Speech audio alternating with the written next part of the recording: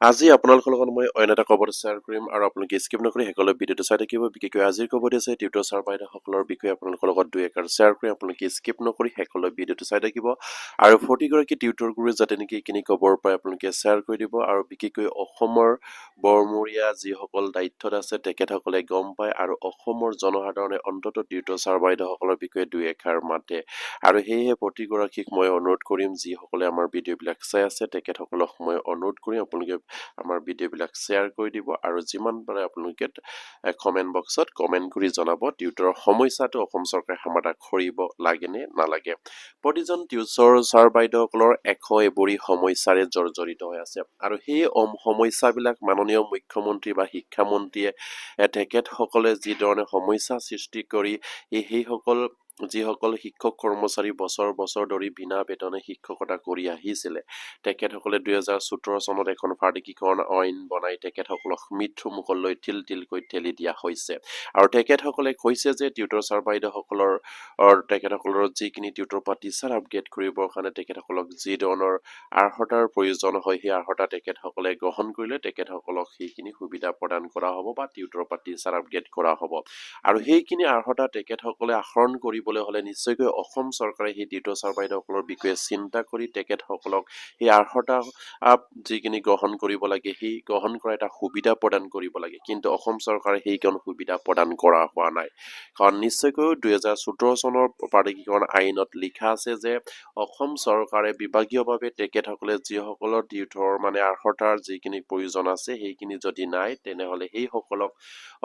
আৰ্হতা গ্ৰহণ কৰাৰ সুবিধা প্ৰদান কৰি দিয়াটো অসম চৰকাৰৰ দায়িত্ব আৰু কৰ্তব্য আৰু ইমানবিলাক সেই আইনখনত লিখাৰ পাছতো অসম চৰকাৰে সেই 5 বছৰত কোনো গুৰুত্ব প্ৰদান নকৰিলে টিউটৰ ছাৰ বাইদেউসকলৰ উদ্ধাৰৰ হকে যিসকল টিউটৰ ছাৰ বাইদেউসকলে ফাৰ্টিকীকৰণৰ আগতে ফাৰ্টিকীকৰণ নকৰাৰ আগতে যিসকলে হয়তো আপোনাৰ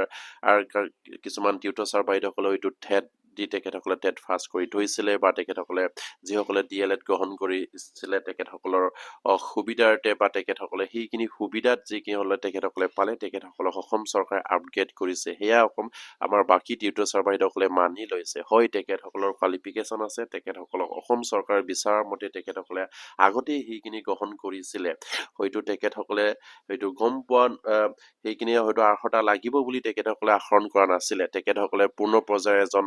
আৰু হয়তো ৰেগুলাৰ শিক্ষক হ'বৰ কাৰণে হয়তো তেখেতসকলে টেট দিছিলে আৰু কিছুমান টিউটৰ ছাৰ বাইদেউসকলে হয়তো তেতিয়াই টেট পাছ কৰি ৰাখিছিলে তেখেতসকলৰ স্কুল নোহোৱাৰ আগতে কিন্তু তেখেতসকলে কিবা কাৰণত হয়তো এইখিনি নিযুক্তি নাপালে আৰু সেইবাবেই তেখেতসকলৰ সেই টেট চাৰ্টিফিকেটটো বৰ্তমান টিউটৰৰ কাৰণে প্ৰযোজ্য হ'ল আৰু তেখেতসকলে উদ্ধাৰ হ'ল তেখেতসকলক আমি মানি লৈছো অসম চৰকাৰে সেইখিনি বিচাৰৰ কাৰণে তেখেতসকলে এইখিনি সুবিধা পালে কিন্তু এই হাজাৰ হাজাৰ টিউটৰ ছাৰ বাইদেউসকলৰ মাজত কেৱল 100-200 টিউটৰ ছাৰ বাইদেউসকলে এনেদৰে তেখেতসকলে পাছ কৰি ৰাখিছিলে আগতে কিন্তু তেখেতসকলে টিউটৰ হৈ সেইখিনি পাছ কৰা নাই তেখেতসকলে আগতেই পাছ কৰি থৈছে যে তেখেতসকলে হয়তো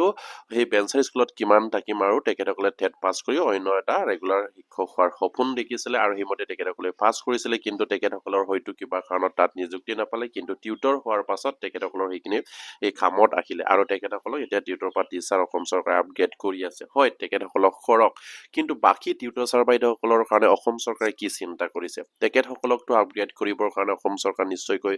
তেখেতসকলৰ আইনত লিখা মতে দায়িত্ব গ্ৰহণ কৰিব লাগে তেখেতসকলক পূৰ্ণ পৰ্যায়ৰ শিক্ষকৰ মৰ্যাদা দিবৰ কাৰণে যিসকলৰ DLED নাই DLED কৰাৰ সুবিধা প্ৰদান কৰিব লাগিব যিসকলৰ টেট প্ৰয়োজন আছে তেনেহলে টেট দিয়াৰ ব্যৱস্থা কৰি দিব লাগিব কিন্তু অসম চৰকাৰে সেইখিনি ব্যৱস্থা কৰিছে নে নাই কৰা নিশ্চয়কৈ কৰা নাই আৰু সেইবাবে টিউটৰ ছাৰ বাইদেউসকলৰ এবৰি সমস্যাৰে জৰ্জৰিত হৈ তেখেতসকলে বিভিন্ন সময়ত বিভিন্ন ধৰণে আন্দোলন কৰি আহিছে ৰাজপথত তেখেতসকলে হয়তো আন্দোলন কৰিছে ডিৰেক্টৰ অফিচৰ সন্মুখত আন্দোলন কৰিছে আৰু ঠিক তেনেকৈ তেখেতসকলে আন্দোলন কৰি গৈ আছে কিন্তু অসম চৰকাৰৰ প্ৰতিশ্ৰুতিৰ ওপৰত প্ৰতিশ্ৰুতি আমাৰ অলৰেডি যিজন মিছলীয়া শিক্ষামন্ত্ৰী বুলি কোৱা হৈছে আটাইতকৈ হয়তো শিক্ষামন্ত্ৰীৰ ভিতৰত তেখেতেই হয়তো ইমানটো মিছা কৈছে মিছা প্ৰতিশ্ৰুতি দিছে আমাৰ সেইসকল বেঞ্চাৰ শিক্ষক কৰ্মচাৰীত জড়িত যিসকল টিউটৰ হিচাপে প্ৰাধিকৰণ কৰিলে তেখেতসকলক বছৰেকত হয়তো 100 বাৰকৈ প্ৰতিশ্ৰুতি প্ৰদান কৰি আহি তেখেতসকলে সেই 5 বছৰটো পাৰ কৰাই দিলে প্ৰতিশ্ৰুতিৰ ওপৰত প্ৰতিশ্ৰুতি দি তেখেতসকলে সেই টিউটৰ ছাৰ বাইদেউসকলৰ না দৰমহা বৃদ্ধি কৰিব পাৰিলে না তেখেতসকলৰ সমস্যাখিনি সমাধান কৰাৰ সিদ্ধান্ত গ্ৰহণ কৰিব পাৰিলে নিশ্চয়কৈ আপোনালোকে জ্ঞাত দিয়া আমাৰ যিসকল টিউটৰ ছাৰ বাইদেউসকলৰ হয়তো আজিৰ শিক্ষক নহয় তেখেতসকলে বছৰ বছৰ ধৰি বিনামূলীয়াভাৱে শিক্ষকতা কৰি আহি ৰাইজৰ ল'ৰা ছোৱালীক তেখেতসকলে বিনামূলীয়াকৈ পাঠদান কৰি আহিছিলে নিজৰ মূল্যৱান সময়খিনি অতিবাহিত কৰি তেখেতসকলে যিধৰণে পাঠদানৰ কাৰ্যসূচী আগবঢ়াই গৈছিলে কিন্তু অসম চৰকাৰে সেইখিনি বুজি পাব লাগিছিলে কিন্তু অসম চৰকাৰে সেইখিনি বুজি নাপালে তেখেতসকলৰ জীৱনখিনি হয়তো তিলকৈ মৃত্যু মুখলৈ ঠেলি দিয়াৰহে এখন আইন বনাই সেই সকলৰ টিউটৰ ছাৰ বাইদেউসকলৰ ৰং হয়তো অসম চৰকাৰে চাই আছে বৰ্তমান মুখ্যমন্ত্ৰীকটো আমাৰ টিউটৰ ছাৰ বাইদেউসকলৰ অন্তৰপালৰ পৰা যিমানখিনি লগ কৰিব বিচাৰিছে কিন্তু লগ কৰা এটা সুযোগো প্ৰদান কৰা নাই তেখেতক বিভিন্ন সময়ত বিভিন্ন ধৰণে লগ কৰি আহিছে আৰু তেখেতসকলে হয়তো ৰাস্তা পদূলিয়ে বা মিটিঙে এমাটাঙে তেখেতক লগ কৰি আমাৰ টিউটৰ ছাৰ বাইদেউসকলে অনুৰোধ কৰি আছে টিউটৰ ছাৰ বাইদেউসকলৰ কাৰণে বিশেষ টেট পাতক হয় কেতিয়াবা কয় তেখেতসকলে বিশেষ টেট পাতি আপোনালোকক টিউটৰ পাতি চাৰ্টিফিকেট কৰাৰ সুবিধা প্ৰদান কৰিম আৰু আপোনালোকৰ যিখিনি দৰমহাৰ পৰা হয়তো আপোনালোকে চলিব পৰা নাই সেইখিনি চলিব পৰাকৈ আমি ব্যৱস্থা কৰিম এনেধৰণৰ বহুতো তেখেতসকলে ৰাস্তা পদূলিয়ে যিধৰণে লগ পাই আমাৰ টিউটৰ ছাৰ বাইদেউসকলক কৈ আহিছে বা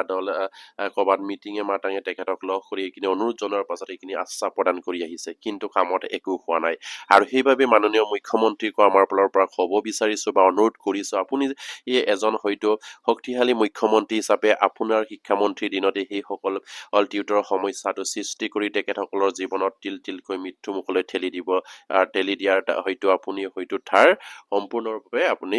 সেইখিনি কাম কৰিছিলে কিন্তু সেইখিনি টিউটৰক উদ্ধাৰ কৰাৰ দায়িত্ব আপোনাৰ সম্পূৰ্ণৰূপে আপুনি হয়তো বজাই ৰাখিব লাগিছিলে কিন্তু সেইখিনি দায়িত্ব আপুনি পালন কৰা নাই সেই 5 বছৰ টিউটৰ ছাৰ বাইদেউসকলৰ কেন্দ্ৰীয় কমিটিৰ লগত আপুনি কিমানবাৰ আলোচনাত মিলিত হ'ল নিশ্চয়কৈ আপোনাক ইমানবাৰ আমাৰ টিউটৰ ছাৰ বাইদেউসকলে আন্দোলন নকৰো আপোনাৰ লগত আলোচনাত বহিম বুলি আপোনাক অফিচিয়েলি যোগাযোগ কৰাৰ পাছত আপুনি নাকচ কৰিলে বা তেখেতসকলৰ সন্তাৰ লগত কোনো আলোচনাত মিলিত নহল হয়তো আপুনি কৈ আহিছে শিক্ষামন্ত্ৰী সেইখিনি দায়িত্বত আছে শিক্ষামন্ত্ৰীৰ লগত আলোচনাত বহক শিক্ষামন্ত্ৰীৰ লগত আলোচনাত বহিলে শিক্ষামন্ত্ৰীয়ে কয় মই যিমান পাৰে কৰি আছো কিন্তু কৰিব নোৱাৰা কাম মই যিটো কৰিব পাৰিছো সেইখিনি কৰিছো কিন্তু ইয়াৰ পাছৰ কিনি তেখেতে নেজানে মুখ্যমন্ত্ৰীয়ে জানে বুলি তেখেতসকলে কৈ আহিছে আৰু সেইদৰে আমাৰ শিক্ষামন্ত্ৰী গৰাকীয়ে তেখেতৰ প্ৰতিশ্ৰুতিবিলাক পালন কৰি গৈ আছে কিন্তু তেখেতে মুখত পালন কৰিছে কিন্তু কামত হোৱা নাই আৰু সেইবাবে টিউটৰ ছাৰ বাইদেউসকলৰ চিন্তিত হৈ পৰিছে তেখেতসকলৰ যিখিনি মূল্যৱান সময় যিখিনি বেঞ্চাৰ শিক্ষা অনুষ্ঠানত জড়িত হৈ বাবে তেখেতসকলে যিখিনি মূল্যৱান সময় অতিবাহিত হৈছে আৰু সেই বৃদ্ধ কালতো আৰু সেই অৱসৰৰ সময়ত অৱসৰৰ সমাগত সময়তো তেখেতসকলে থিলকৈ যিখিনি সামান্য এটা পৰিমাণৰ মজুৰি লৈ তেখেতসকলে জীৱন কটাবলগীয়া হৈছে বা মৃত্যু মুখলৈ তেখেতসকলক ঠেলি দিয়া হৈছে তেখেতসকলৰ না ভৱিষ্যত সুৰক্ষিত আছে না তেখেতসকলৰ পৰিয়ালৰ কথা অসম চৰকাৰে চিন্তা কৰিছে কিন্তু তেখেতসকলক সকলো কামতে চৰকাৰী কামতে নিয়োজিত কৰি ৰাখিছে তেখেতসকলক ইলেকশ্যন ডিউটি পালন কৰিব দিছে তেখেতসকলক বিএলঅ হিচাপে দায়িত্ব প্ৰদান কৰিছে তেখেতসকলক চৰকাৰী যিমানবিলাক কাম আছে সেই সকলোবিলাক তেখেতসকলক দায়িত্ব প্ৰদান কৰাৰ সময়ত কৰে কিন্তু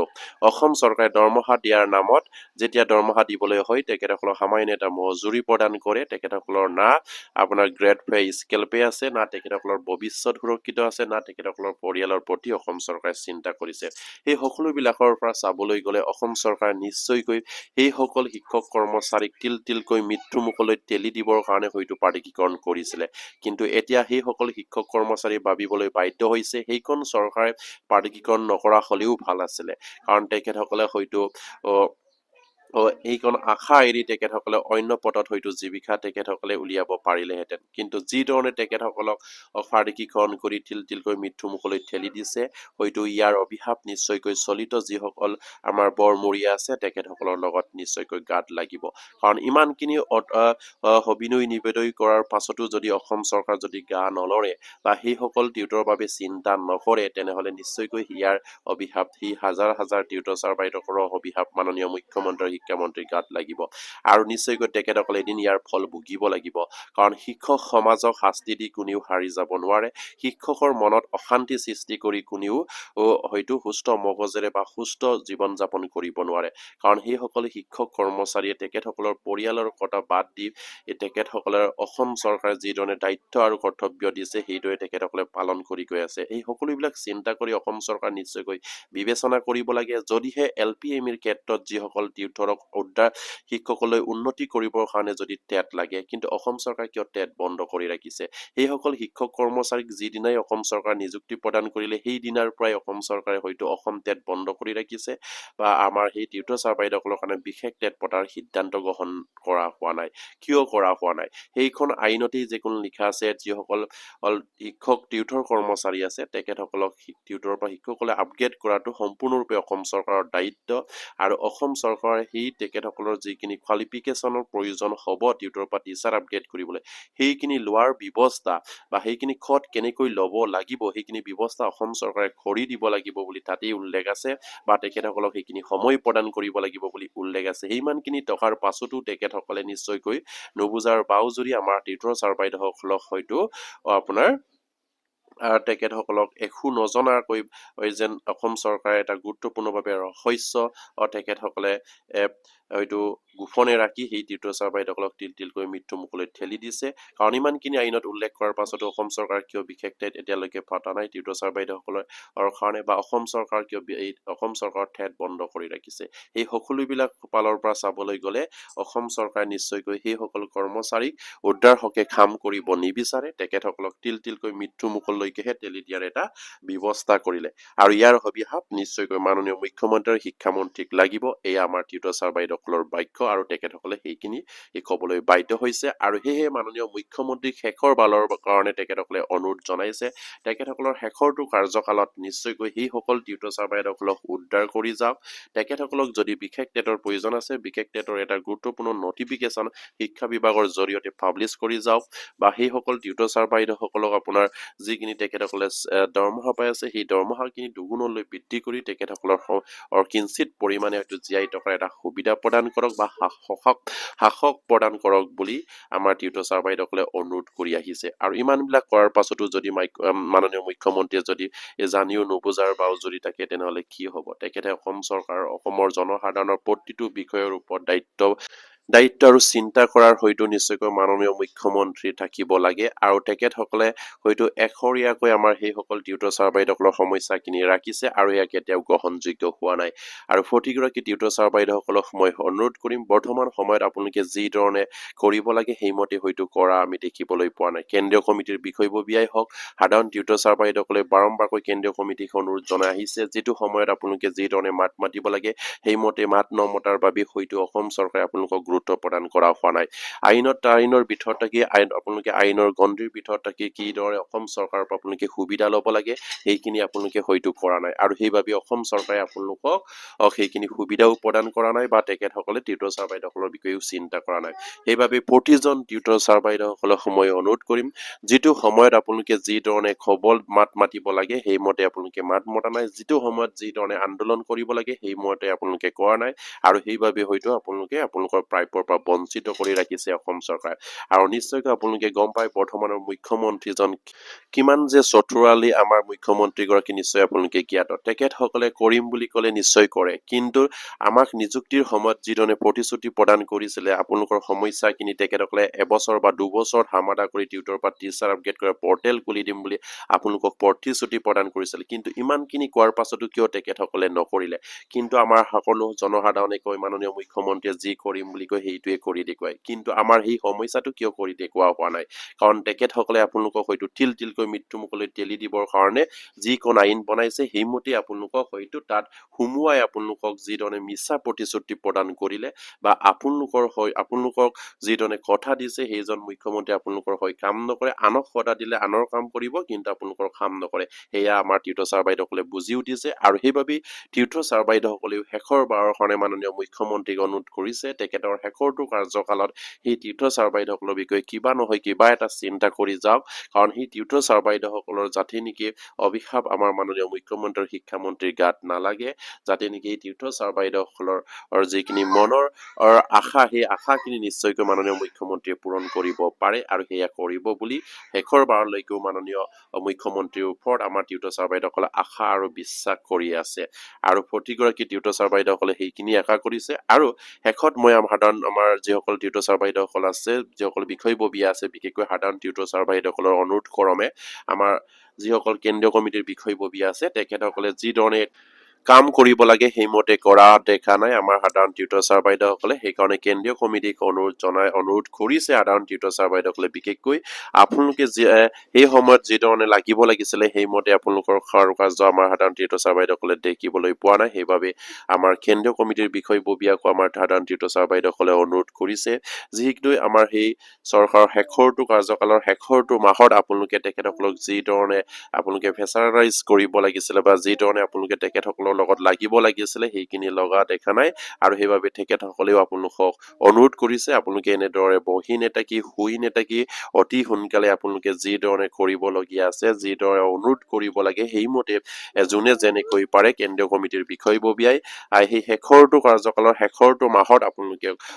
অনুৰোধ কৰিবৰ কাৰণে বা অসম চৰকাৰ এবাৰ লাগি চাবৰ কাৰণে বিশেষকৈ আমাৰ সাধাৰণ টিউটৰ ছাৰ বাইদেউসকলে অনুৰোধ কৰিছে আৰু প্ৰতিগৰাকী টিউটৰ ছাৰ বাইদেউসকলক মই এটাই অনুৰোধ কৰিম যদিহে LPME ক্ষেত্ৰত টেট যদি লাগে তেনেহলে অসম চৰকাৰৰ ওচৰত আপোনালোকে আইনৰ গণ্ডিৰ ভিতৰত থাকি বিশেষ টেট পতাৰ এটা ব্যৱস্থা কৰাবলৈ চেষ্টা কৰক আৰু অন্যথা আপোনালোকৰ টিউটৰ ছাৰ বাইদেউসকলৰ এছামে হয়তো উদ্ধাৰ হ'ব এছামে হয়তো আজীৱন সেইদৰে হয়তো অৱসৰ গ্ৰহণ কৰিব লাগিব আৰু সেইবাবে আপোনালোকে সেইবোৰ কথা চিন্তা চৰ্চা কৰি নিশ্চয়কৈ আইনৰ গণ্ডিৰ ভিতৰতে থাকি আপোনালোকে হয়তো উচ্চ পদস্থ যিসকল শিক্ষা বিষয়াৰ আছে তেখেতসকলৰ লগত আলোচনা কৰি আপোনালোকৰ সমস্যাখিনি সমাধান কৰাৰ এটা সুবিধা সুযোগ গ্ৰহণ কৰক সেয়ে আপোনালোকক অনুৰোধ কৰিম আৰু মাননীয় মুখ্যমন্ত্ৰী আৰু শিক্ষামন্ত্ৰীক মই শেষত অনুৰোধ কৰিম আপোনালোকে যিধৰণে আমাৰ সেই টিউটৰ ছাৰ বাইদেউসকলক তিলকৈ মৃত্যু মুখলৈ ঠেলি দিছে সেয়া নকৰি তেখেতসকলৰ উদ্ধাৰৰ কথা শেষৰটো